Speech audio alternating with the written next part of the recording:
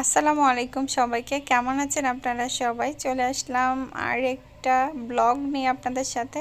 কাঁঠালের বিচি দিয়ে শুটকি, ইয়ে! আমি মনে করি যে কাঁঠালের বিচি দিয়ে শুটকি অনেকেই পছন্দ করেন, তাই আপনাদের জন্য রেসিপিটা নিয়ে হাজির হয়ে গেলাম। আমি পেঁয়াজ কুচি এখানে বেশি কিন্তু ইউজ করেছি, 1 কাপ পেঁয়াজ কুচি দিয়েছি। পেঁয়াজ কুচি বেশি দেওয়ার চেষ্টা করবেন শুটকির মধ্যে, আর রসুন কুচিও বেশি দেওয়ার চেষ্টা করবেন, খুব মজা লাগবে, ট্রাস্ট মি। সো দিয়ে দিলাম, দিয়ে এখন ভালোভাবে তেলের সাথে নেড়ে নিচ্ছি যতক্ষণ না পর্যন্ত লালচে একটা ভাব আসবে, ততক্ষণ পর্যন্ত আমি এটা পেঁয়াজ কুচিটা ভাজতে থাকবো।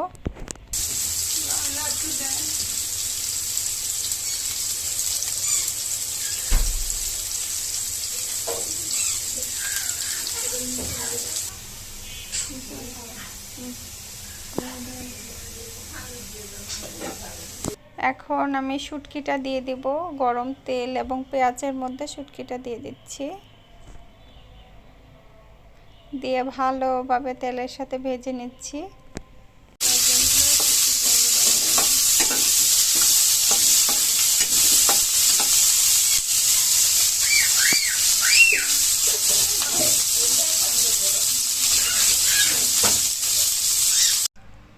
দিয়ে দিলাম 2 টিস্পুন মরিচের গুঁড়া। শুটকি কিন্তু একটু ঝাল ঝাল বেশি ভালো লাগে, তো মরিচের গুঁড়াটা আপনাদের চয়েস অনুযায়ী দিবেন অবশ্যই। এখন দিয়ে দিলাম 1 টিস্পুন হলুদের গুঁড়া,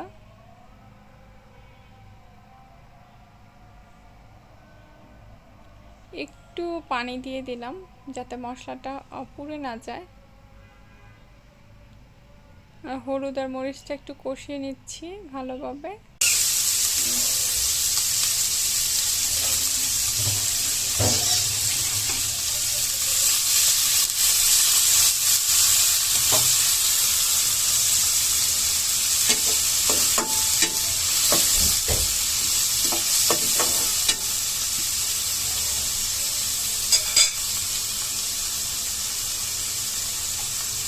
এখন দিয়ে দিচ্ছি লবণ। লবণের পরিমাণটা বললাম না, আপনাদের চয়েস অনুযায়ী লবণটা দিবেন।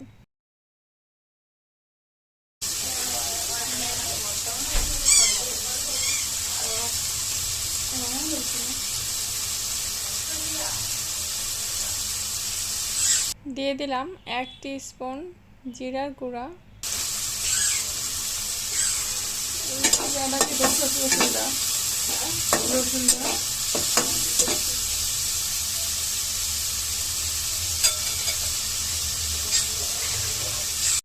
যেহেতু শুটকি ঝাল ঝাল না হলে ভালো লাগে না, তাই আমি এখানে কিছু কাঁচামরিচ ইউজ করব।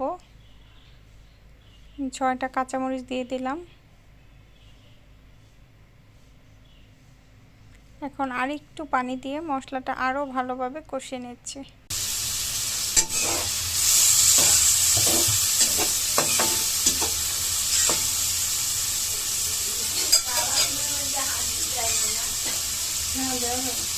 মশলাটা ততক্ষণ পর্যন্ত কষাবো যতক্ষণ না পর্যন্ত তেলটা উপরে ভেসে আসে।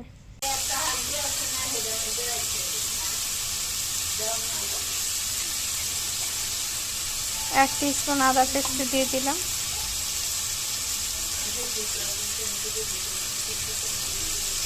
টোটাল 2 টিস্পুন আদা পেস্ট দিলাম।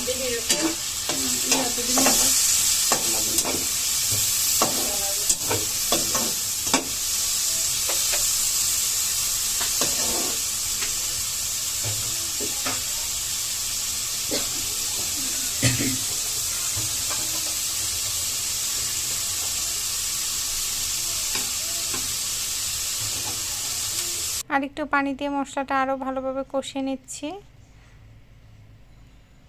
মশলাটা যত ভালোভাবে কষাবেন রান্নাটা কিন্তু ততই মজার হবে।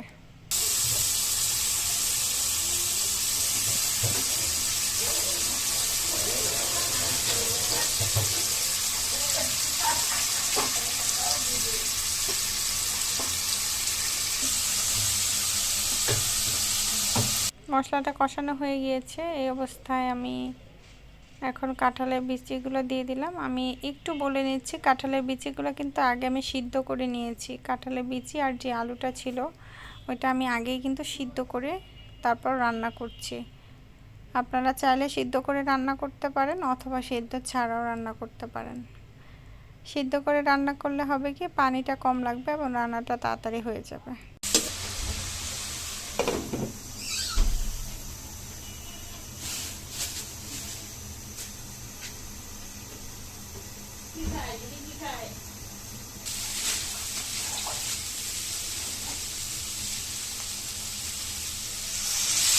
সবগুলো মশলার সাথে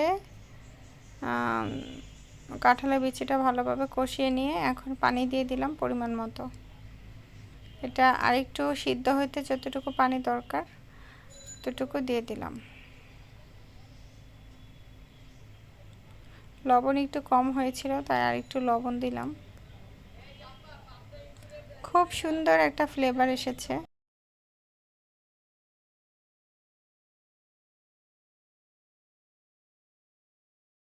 সো আমার রেসিপিটা যদি ভালো লেগে থাকে অবশ্যই আমার চ্যানেলটা শেয়ার করবেন আপনার ফ্রেন্ডদের সাথে। আর যারা এখনও সাবস্ক্রাইব করেননি সাবস্ক্রাইব করে দিয়ে আমার সাথেই থাকবেন, যাতে নতুন নতুন রেসিপি আপলোড করলে আপনারা নোটিফিকেশন পেয়ে যান খুব সহজেই। আল্লাহ হাফিজ।